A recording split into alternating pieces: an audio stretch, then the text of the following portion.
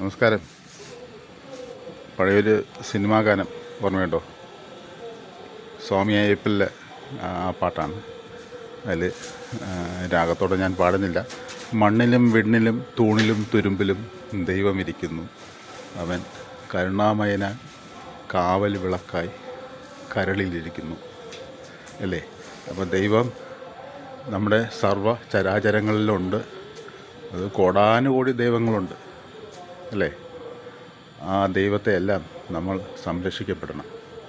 നമ്മൾ ക്ഷേത്രത്തിലോ അങ്ങനെയൊക്കെ പോകണ്ടെന്ന് പറയുകയല്ല, പക്ഷേ നമ്മൾ ആദ്യം സ്വന്തം മണ്ണിനെ വണങ്ങിയിട്ട് പോവുക. ഈ മണ്ണിലാണ് എല്ലാം വസിക്കുന്നത്. ദൈവങ്ങളെല്ലാം ഈ മണ്ണിലാണ് ഇരിക്കുന്നത്. ഗംഗയും കാവേരിയും കാശിയും എല്ലാം ഈ മണ്ണിലാണ് ഇരിക്കുന്നത്. പക്ഷേ പുണ്യസ്ഥലങ്ങളിൽ പോകുമ്പോൾ സ്വന്തം മണ്ണിനെ മറക്കരുത്. സ്വന്തം മണ്ണിനെ വണങ്ങിയിട്ട് പോവുക. അവ സംരക്ഷിക്കപ്പെടേണ്ടതാണ്.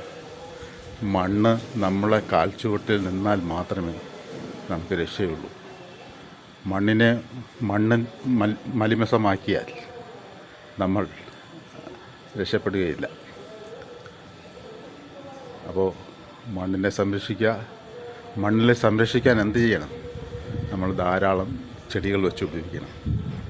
അല്ലാതെ കോൺക്രീറ്റ് ഇട്ട് മണ്ണിനെ അതിൻ്റെ മുകളിൽ കുറച്ച് പ്ലാസ്റ്റിക് മാരിയിട്ട് കത്തിച്ചാൽ നമ്മളത് ഒരു ദൈവവും അനുഗ്രഹിക്കില്ല.